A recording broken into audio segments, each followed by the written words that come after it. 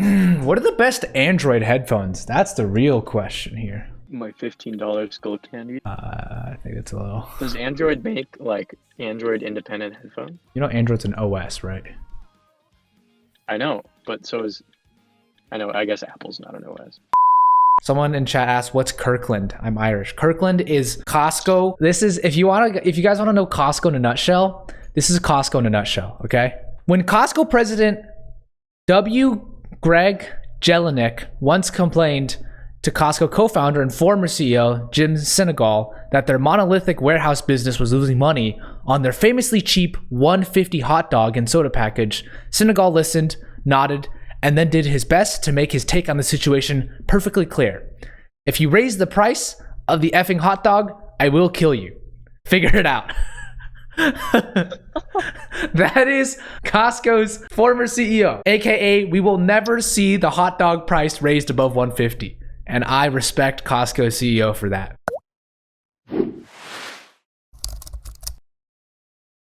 Today, we're going to be doing a content creation conversation with Shane. This was inspired by a couple weeks back when Matt and Ben and I were having a conversation about making content, and I thought it'd be a good idea to invite Shane on because Shane is not necessarily a content creator as we think about it. He makes a lot more audio stuff. He does make video stuff on occasion, but he's mainly focused on music and audio. So I want to bring him on. First question of the night.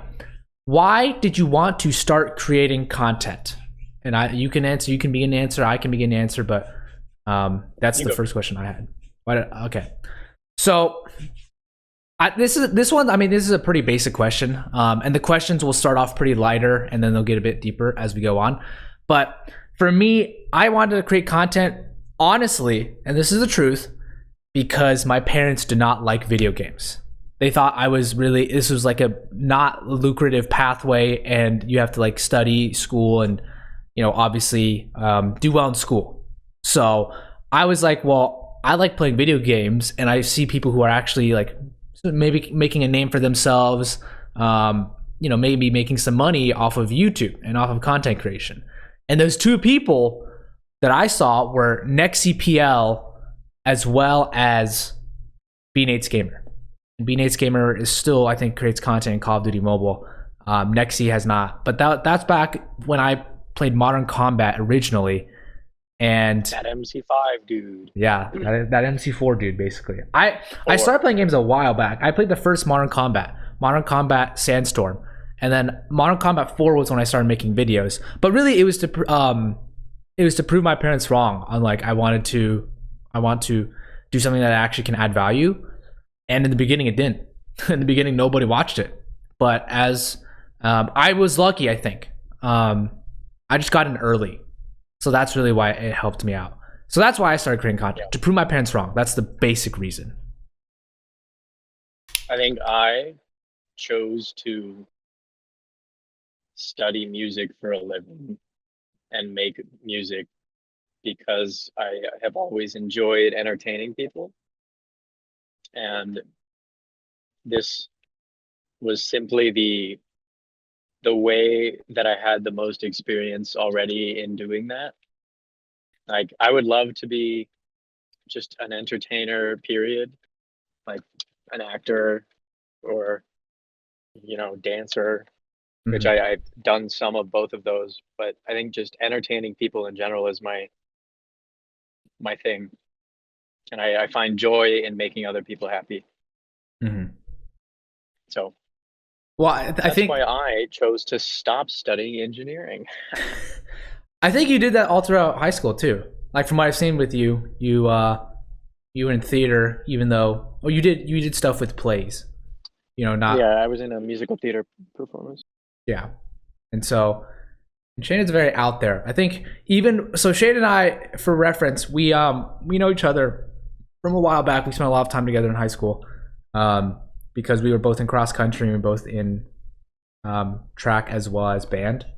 And even within those two, Shane was definitely more of an entertainer than I was.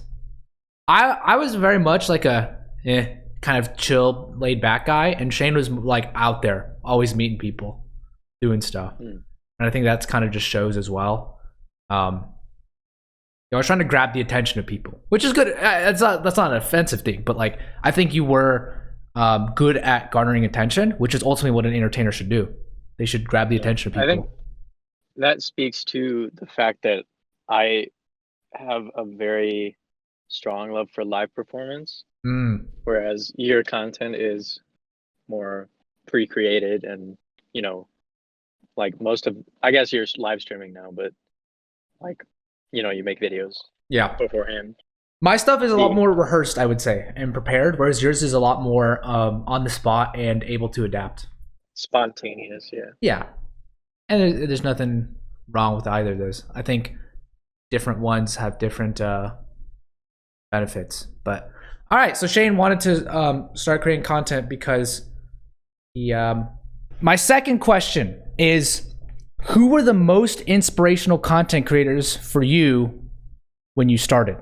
I definitely think Bill Wirtz is one of my favorite, and was one of my favorite, and is still one of my favorite content creators. It's crazy how pervasive somebody's content can be throughout your life. I don't know. I don't really know if I was like inspired so much as my interest in entertaining people led me to discover more content creators. Like as a means to improve, to see what other people were doing. Gotcha. That makes sense. Like Jack Stauber, I didn't even discover until last year, and he's one of the coolest, best filmmakers ever. They're both on YouTube, so if you guys want to look them up, you can. Yeah. Jack Stauber and Bill Wirtz. Shane showed me both of these guys, Jack Stauber and Bill Wirtz. I think they're really good content creators. They are a very different type of content creator. As long as you're open to experiencing new things, Bill Wirtz and Jack Stauber would be great. But if you're like, I only want to see the things I'm comfortable with, maybe not. But I think that's also part of content creation, is expanding your horizons. So also, Mark, you're inspiring to me. That's not like a BS answer, because I feel like most of the time when you see a content creator, you see their content and that's it. But like, to know somebody who is so successful at making content and know them personally and know like, them as an individual along with the stuff that they make and how they grew and got there and worked for it, it's inspiring to see, how dedicated you've been. So don't suck your own dick, but congrats. I think you sucked my dick for me. I appreciate it. I think you have seen the struggles more so for me, because I come to you asking for help a lot. Like, chat, I don't think you guys understand, but like, I'm pretty I'm not as put together behind the scenes as I am like now. Even on stream, I'm not put together half the time. But like, Shane truly gets like when Mark is just like, what the fuck do I do? When I truly don't know what to do, I go to Shane for help a lot. Because Shane is a very different, like I said, he's a different perspective. So he can give me a very clean slate when I'm just like, should I stream on Twitch? Should I stream on YouTube? Like those types of things. Business, marketing, numbers, percentages, tax reform. Yeah, that's basically it.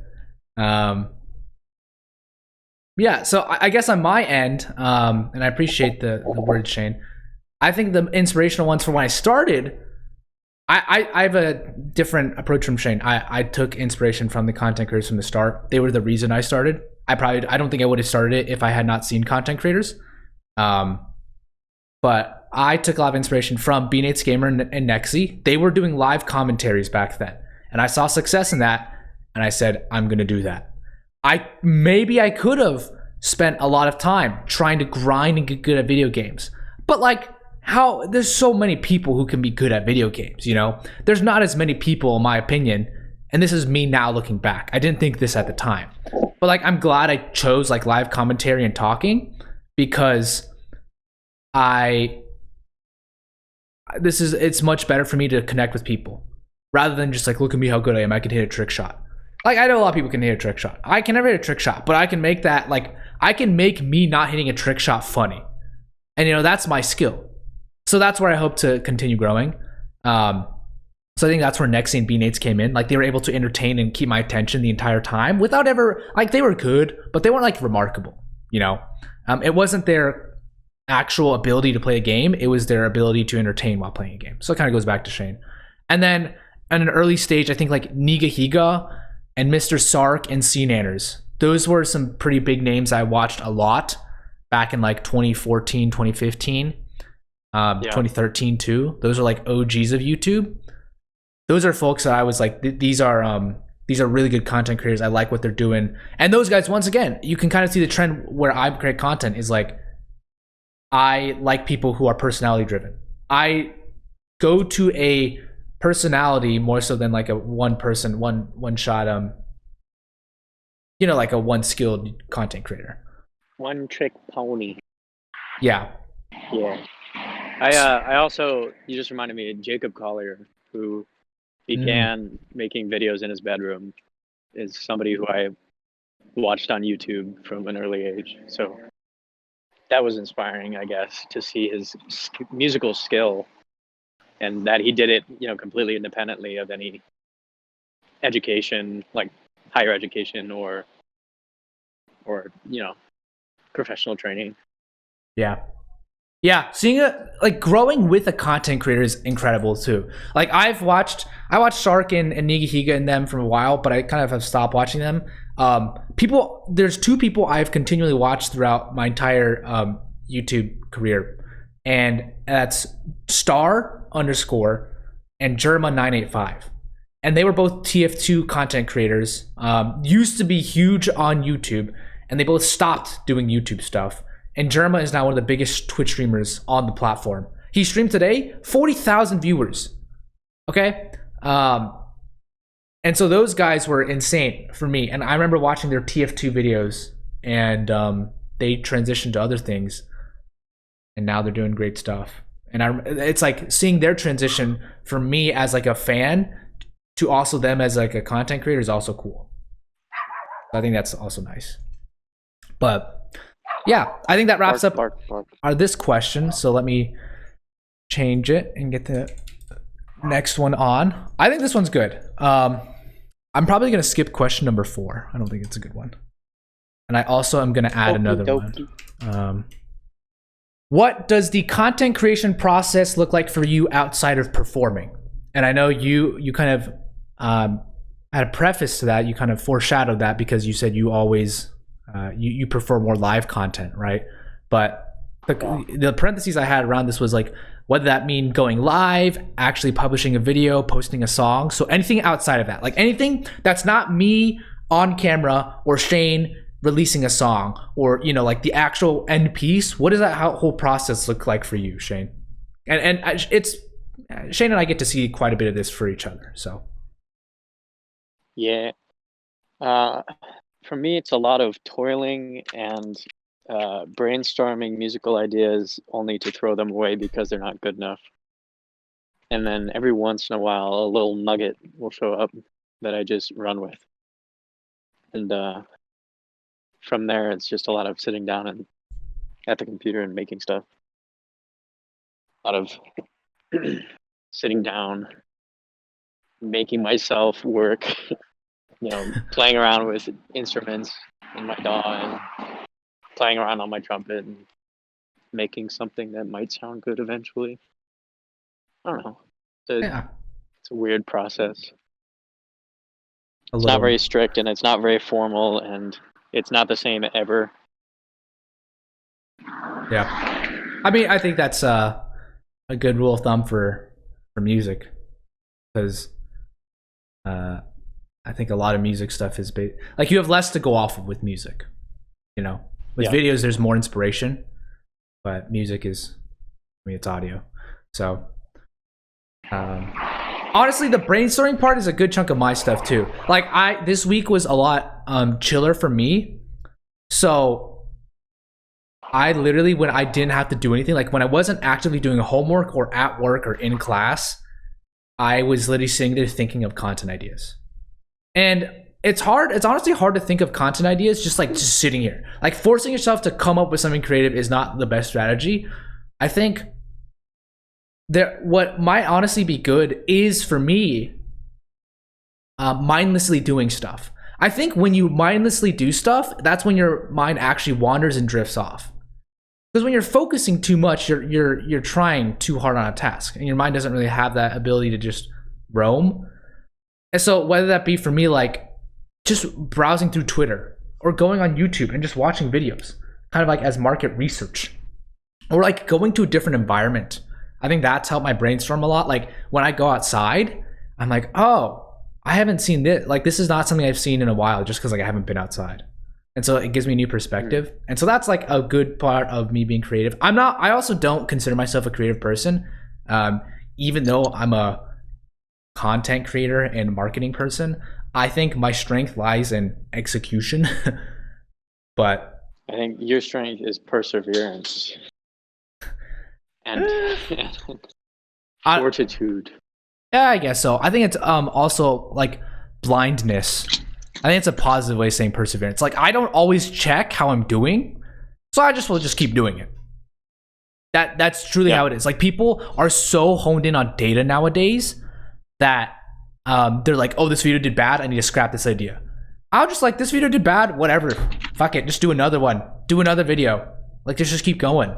Like that's kind of how I am. And I don't really like, I have a ton of videos that I don't think are great. Will I delete them? No. Like I'm not gonna delete them because like they're there. They got me views. Maybe it didn't give me as many, but like maybe it was a video I liked. So yeah, honestly, I should put more time into analytics because I think I'm too idea focused and not enough like analytical. But like one thing I've noticed, and this is probably I would say like 50% like thinking of stuff. Like 30% if I'm making a video is like recording it and voicing over it and like scripting it out once I have the idea.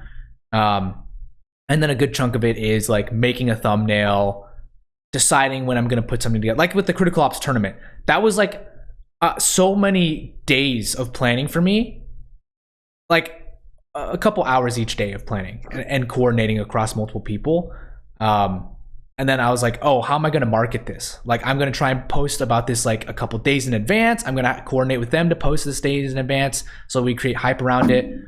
So that's kind of how I do things. But honestly, I should go and look at my statistics more. Because one thing I've noticed recently is that my thumbnails that don't have my face do better. And as sad as it is for me to realize that like, people don't really want to see the face, it's like, okay, well maybe that's the way to go for me. Like videos that don't have my face get more views in the thumbnail at least. So like, I'm like, okay, that's just a finding. I gotta accept it. So yeah, that's one thing I've learned. Yeah, and I think it's different for Shane because it's not like he's not like a capitalistic content creator like I am. He's not trying to scale like infinitely. Maybe you are, maybe later, I think, but not like the point. I don't think you're there right now, which is why you have a different perspective. One thing I'm stuck as for YouTube is personality. I don't want to be plain and boring, but I also don't want to put on a face. You don't have to. This is a separate from this whole conversation about content creation. This is something Shane and I talk about. He's like, do you feel truly you when you're like having a business conversation? And I'm like, yeah, I think that's part of me. I just think there's multiple sides of me, and none of them is like, it's not like I'm not a person that is going to be the same around everyone. That's just not who I am. I adapt to my situation, or I try to adapt. So if I'm like, you're not interested in this, I'm not gonna fucking talk about that. You know, some people are like, I'm the same at work as I am at home. I'm like, good for you. I'm not. I don't want to be the same person at home as I am at work. I want to delineate these two and be different. So like when I talk about business, that is a part of me that I enjoy. But I also like playing games and like being mad, like being on Twitch, you know? So like there's like a bunch of sides. I think that's the same with Shane. You know, like you can be like I'm high and mighty, and then you can also be like emotional at times. So like, yeah. Yeah, I mean, there's just multiple parts. It's just like having Yeah, multiple I guess- interests. I always thought about it as like you have to kind of pick and choose aspects of yourself when presenting yourself to somebody in a business interaction in a way that's more fake, I guess, than a normal human interaction, like or an interaction with friends. Like, sure, I hang out with my friends differently, like depending on the people I'm hanging out with. That's like normal being human and social. But when it comes to like, I don't know, when there's money that might be exchanged because of your interaction with another human being, there's like a weird looming veil that makes it hard to be real with somebody. Does that make sense? I can see that perspective, but I think I've gotten past that. So I think I don't think I've had a bunch of experience, but I've done that enough where I've been in conversations where I'm like, yeah, there's good money on the line, but like I also realize that this relationship is important. So like I'm not gonna ask for uber amount of money, or like I'm gonna concede because I want us to be like, you know, good friends in the future, because there might be something else that pops. So I guess that, I mean, that might even be your point of like you're acting different, like to preserve a relationship instead of being like, oh, that's a deal. There's conversations that are bad and good, you know? Like I've had conversations where I'm like, I don't want to talk to this person afterwards. And I'm like, that's fine. It's like I just didn't like them. But there's also like conversations I end up having for like business where like we can become friends at the end, you know? It's just different personalities, I think, at the end of the day. Like I'm always just gonna be a little more like conservative in a conversation. I'm not gonna be like, hey, did you see like the chess Pog champs on Twitch? Like that was Pog. Like I'm not gonna say that stuff. But if it like comes up naturally, it's like, okay, let's mention this. Matt asks, on a serious note, have you ever felt used? Like has anyone got close to you with an ulterior motive? I can't think of that right now. No. I think a lot of people that I'm really close with outside of my normal hours are just my friends that I've known, who have known me since I was like tiny and was making YouTube for fun. And they've grown with me, is the thing. Like I knew Shane back in like 6th grade. And if I think about it, I think I started making content in 6th grade. So it's back when I was a friggin' ball of crazy. Yeah, back when, my first Instagram photo is photo Shane. Yeah. Okay, let's get back to the questions. This is one that I think will just be insightful for others, and I think you've kind of mentioned it already, but I think this one's hard. This one's hard because it challenges you in general. Who are some content creators you don't actively watch but are doing it right? Like, what do you think? There's something. What are things people can take away from them?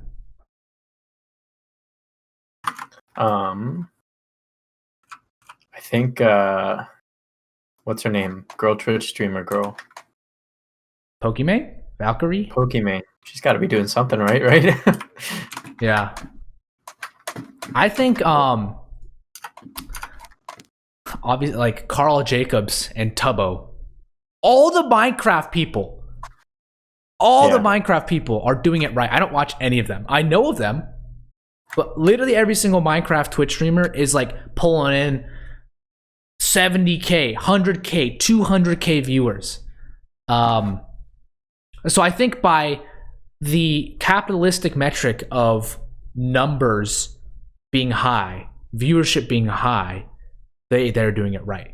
I don't know how much they're enjoying it, and I think that's also like doing it right is like, how do you define doing it right? I think if you really want doing it right, and this one I don't know because I only know people who I watch, but like if you define doing it right as enjoys the videos they make truly and does really well, I think the key example is Mark Rober. I think Mark Rober loves his videos and he does great on them all, but I watch him actively. And one thing I will say about Mark Rober, if you guys don't know who Mark Rober is, he's about 10 mil on YouTube, I think. He's an engineering science. He's 17 million on YouTube. Sorry. He does engineering and science videos, but they're very, very good for an everyday person because he distills all the information down so a normal human can understand it.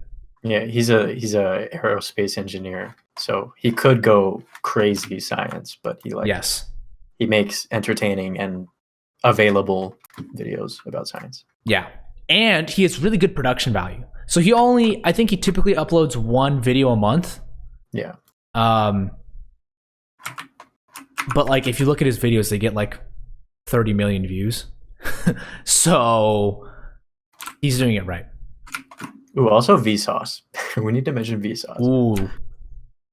Yeah, I think we're in a whole different level of content creators though. Like if I'm reading chat right now, everyone's like, critical ops YouTubers? I'm like, you guys got to get out of critical ops. You guys got to look at people who are much bigger, on a much bigger scale of YouTube, who have millions, not thousands.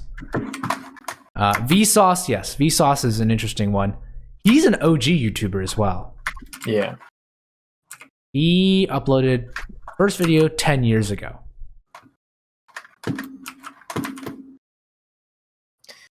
Dang boy. So he's still out here thriving. Yeah, and he's doing well still. 16 million. So yeah, that's a pretty simple question. All right. I think that's good for our first section. That first section was the personal section of this one. Of the questions. Yes, of this stream.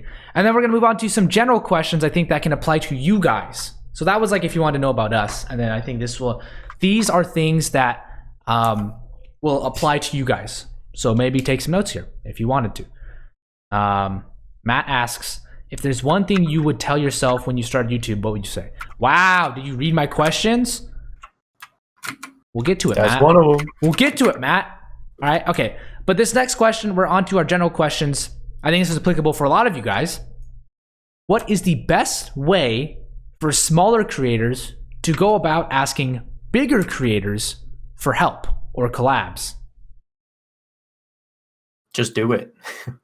Just do it. I think the main barrier separating a small creator from a larger creator is, or like the biggest thing that I've seen not let people contact bigger creators is that they don't try because they think they're too big and that they're too small. Like they think the person they want to contact is too big, but they do not have the credibility to contact them. When in reality, they're just human beings, and even if you reach out and nobody replies, you're not losing anything. So just do it. Just try. I respect that. I will though put a disclaimer, and I think that's a great guerrilla way to start. Because like, yeah, what else are you gonna do? Like, it's really hard to like get people to watch you if no one knows. And you have, like you said, you have nothing to lose because you have no following yet. So like, might as well just put yourself out there. One thing I will say though is your success rate is going to be dismal, especially now because there's so many content creators. Maybe you could have gotten away with this earlier back then, 5 years, 6 years, 7 years ago when I was starting off, but I don't think that's the best way now. And I think this is highlighted by Reddit communities. A lot of content creators now have Reddit communities where you can post things. And that is probably the best way you can get a contact of one of these bigger content creators. I'm thinking of bigger content creators as in millions of subs. Okay, maybe. Yeah, no, never mind. And Don't take my advice. But okay. So and then that it doesn't scale. But if you're talking like, hey, you have 100 and you want to reach out to someone who has 1,000, I think there's definitely a chance there, right? Because there's so many people who have 1,000. The chances that a person with 1,000 subscribers gets reached out to for a collab is tiny. Is very small. Okay, and so I'm thinking like, if I want to reach out to like if I want to reach out to like Sark, Germa for a collab, right? What would I have to do? I think this comes back to a key point of just anything, which is add value before you ask for anything. And so this is where Reddit comes in, because a lot of people nowadays will start reading their Reddits on stream as a form of content, because content creators also get lazy, right? So I think that if you are trying to pitch a bigger content creator, one, be polished.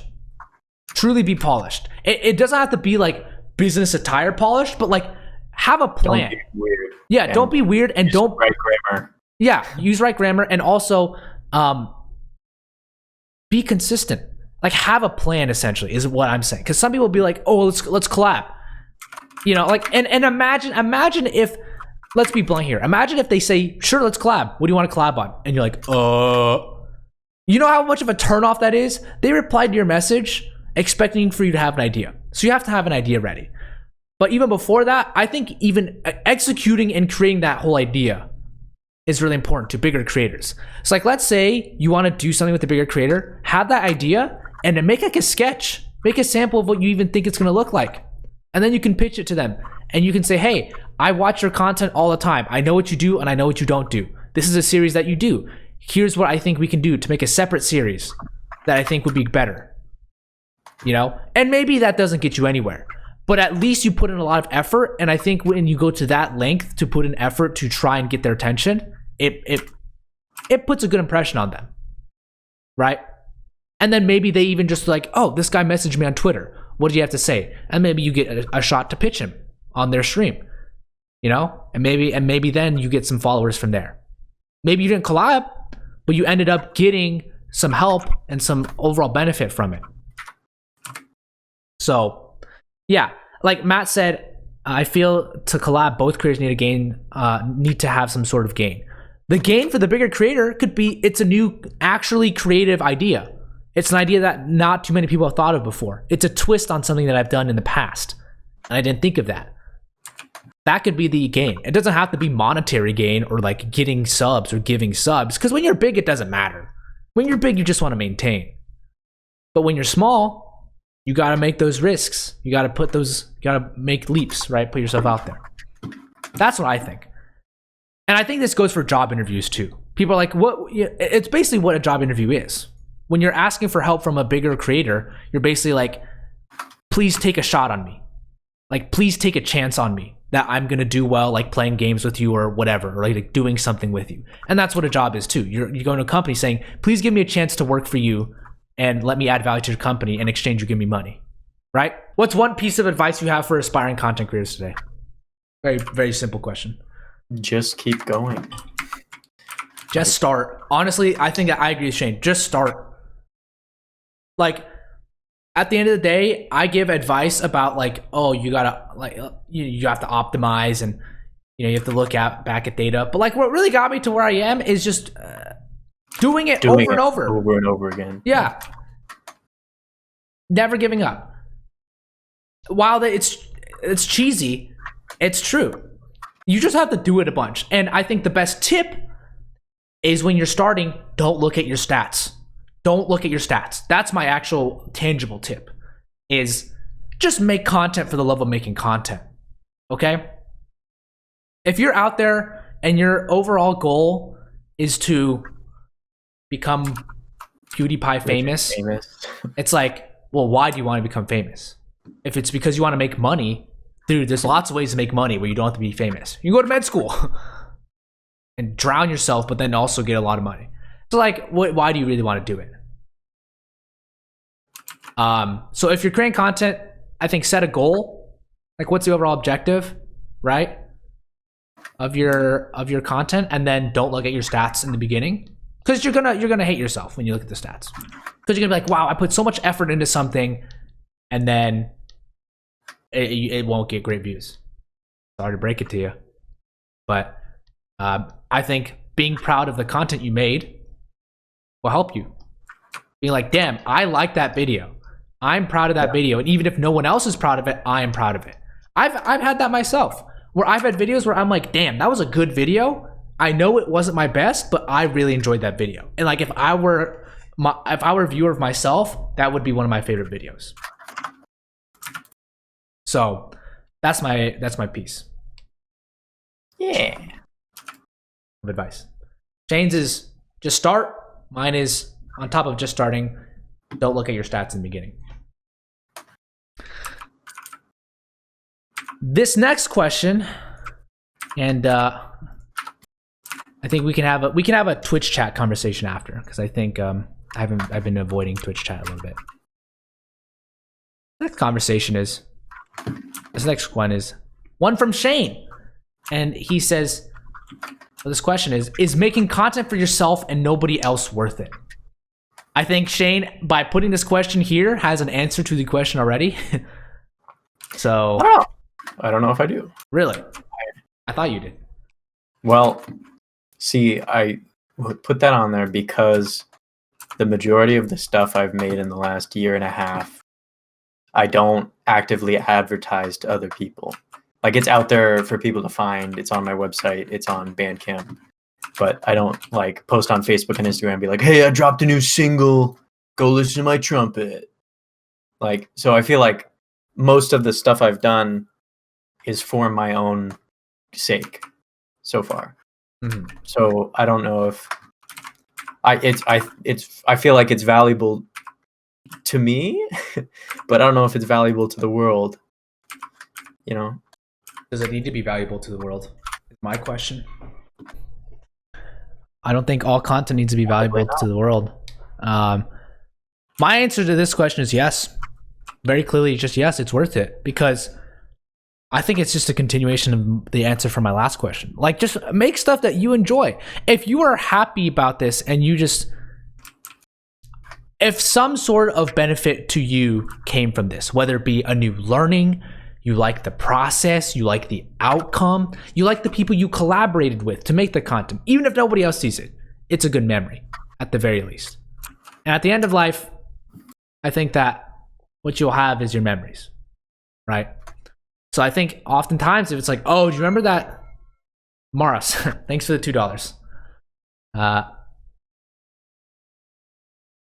Gamer. Hog moment. Yeah. See Inferno. Yeah, so I think that, yeah, it is worth it if you can gain something out of it. Does being a large content creator automatically mean you're an influencer? Yeah, I would say so.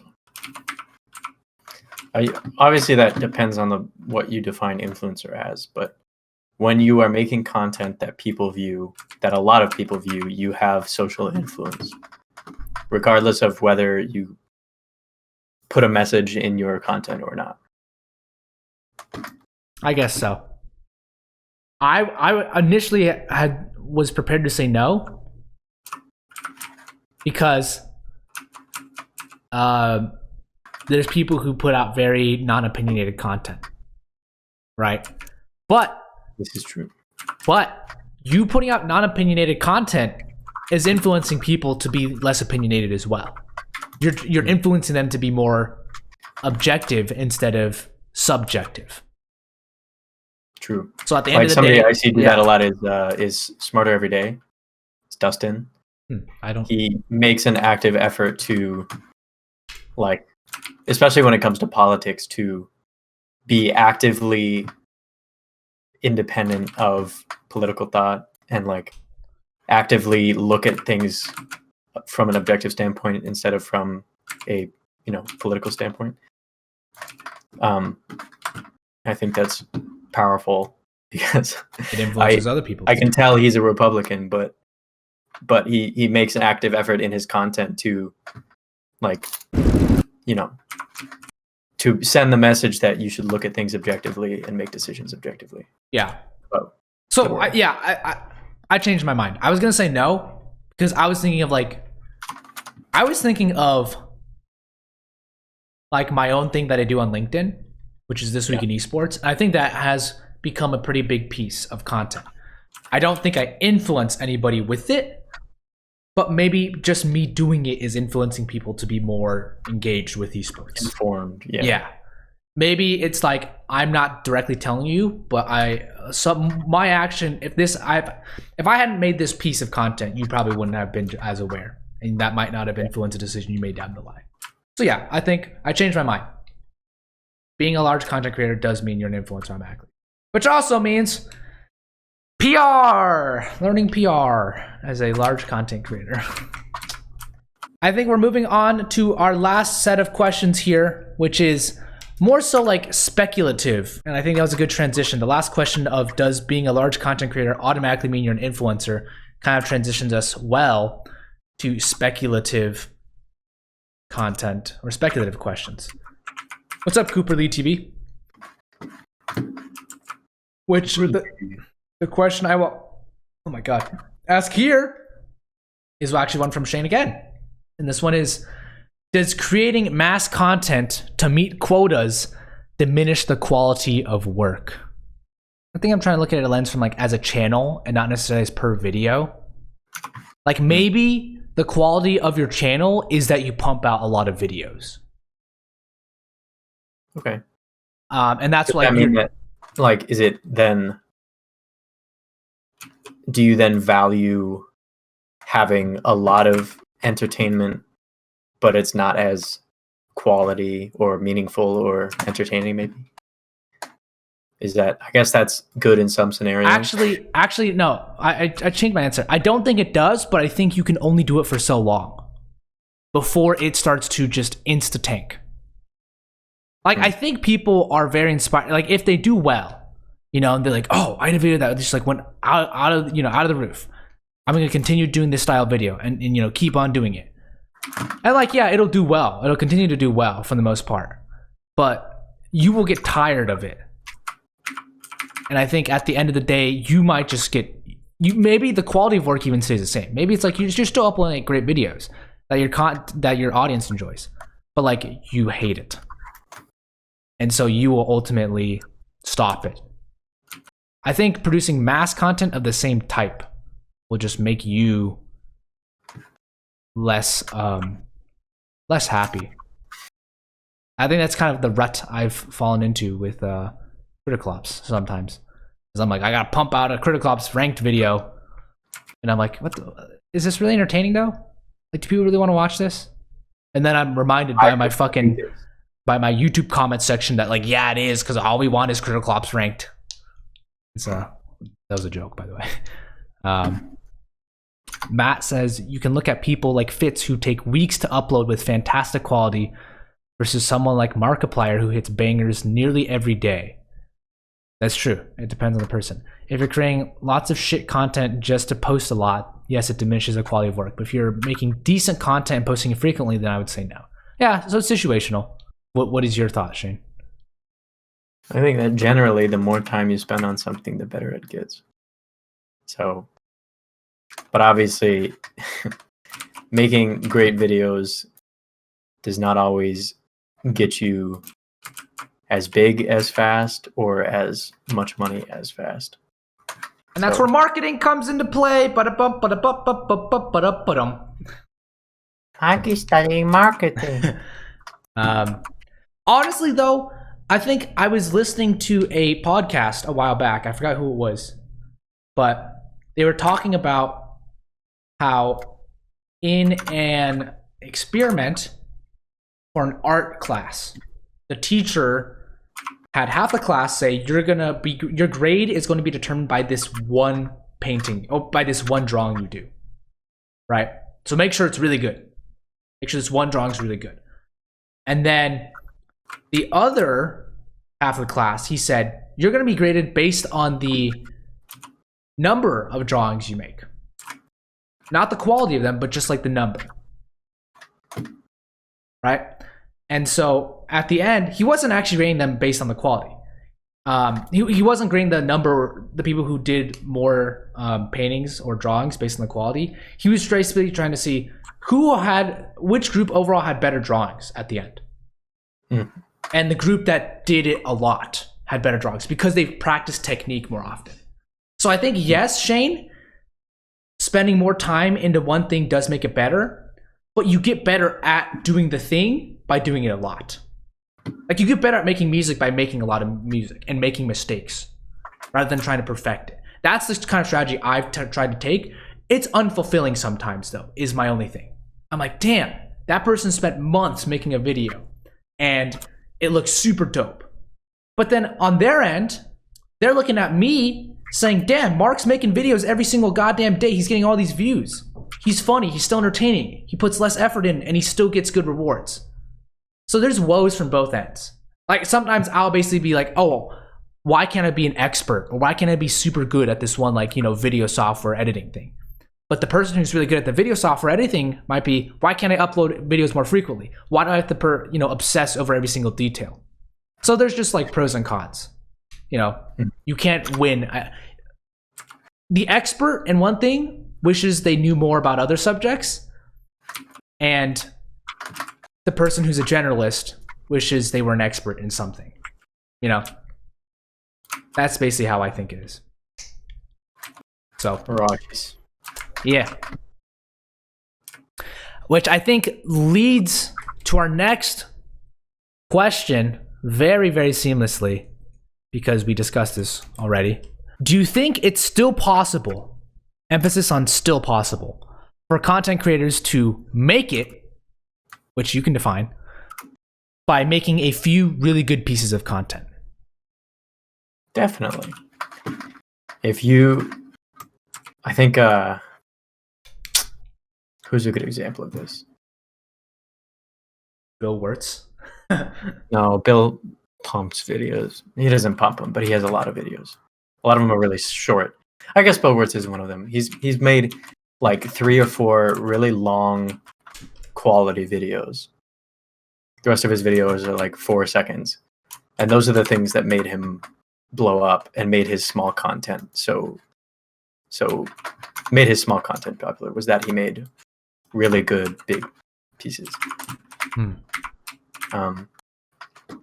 I think that's also how it is in the music world. Like some of the most studied and famous musicians are the ones that made one really good opera piece or one really good orchestra score. And the rest of their works are famous just because they are famous because of that piece. Yeah. Yeah. I think it's depends on what platform you're making content on. Like, I think this is very doable on Spotify. If you make one really good piece of music, people will keep coming back. However, how many people do you know on YouTube that make one video goes viral, or like they have a really good piece of content and then people just don't come back? I think that's more common on YouTube because there's more creators on YouTube than there are on Spotify. But like when someone makes a hit song on Spotify nowadays, I think they have a lot more leverage to go forward. I think it is possible. Yeah, it's just a lot less Olivia common. Rodriguez's song. What is it, driver's license or whatever? Driver's license, yeah. I think this is still possible. Not likely though. You have to hit the algorithm, which was one of the questions I was gonna have, but I don't really. How do you hit the algorithm? Well, actually, we can discuss this right now. How big of an impact do you think an algorithm should play in the distribution and promotion of content? Because obviously it plays a really big impact now, especially on YouTube, especially on TikTok. If you hit the algorithm, it goes viral. But do you think it should play that big of a part in videos? Deciding popular. Yeah.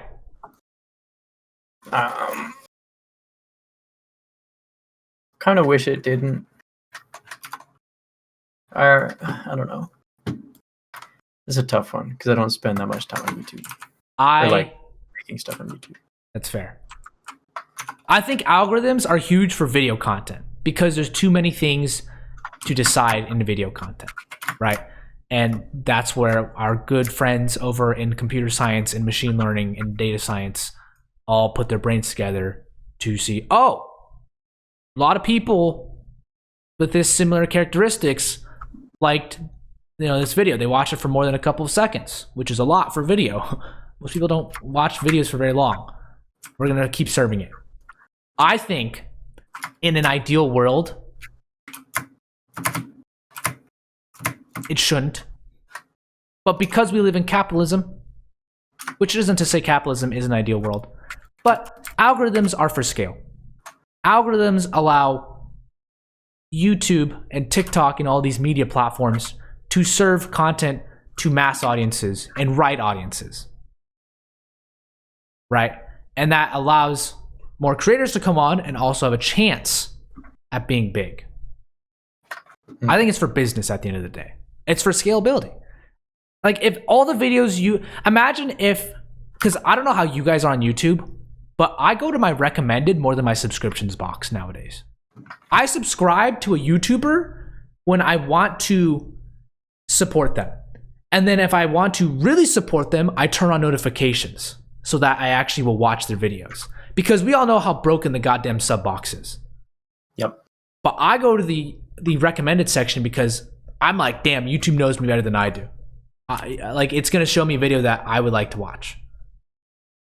Mm-hmm. And so that's what I do. So I'm honestly grateful for the algorithm, but I also don't like how big of a part it plays. Kind of like a whiny bitch right now. I will be honest. There's a great video explaining how Dream rode the algorithm and became big.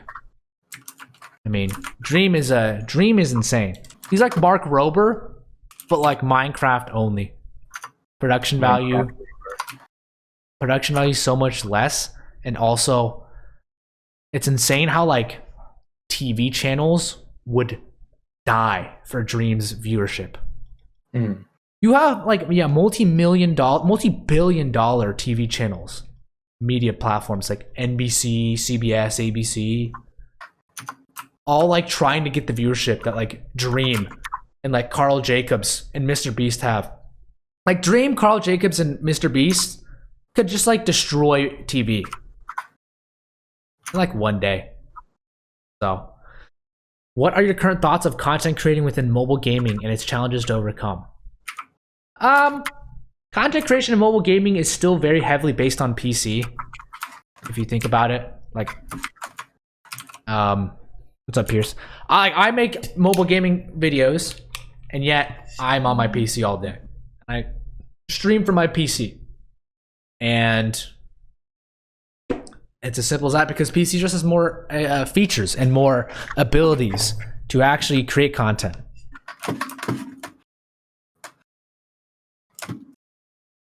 So,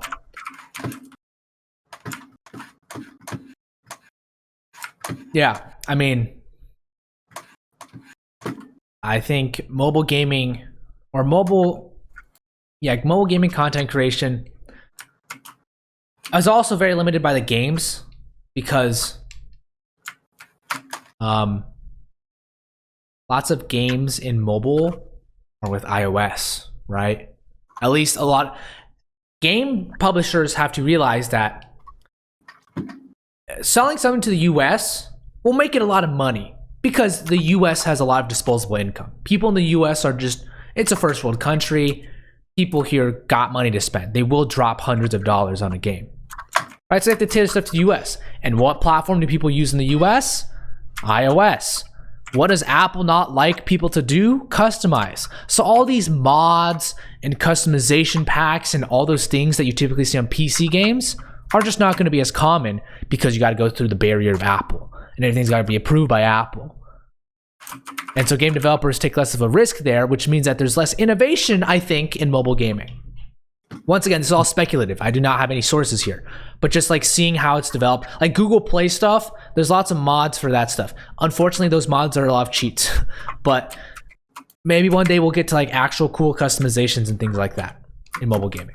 I just think people have a very different perception of mobile gaming than PC gaming and Xbox right now. Honestly, I don't want to get into the mobile community, mainly because kids who don't have consoles watching someone.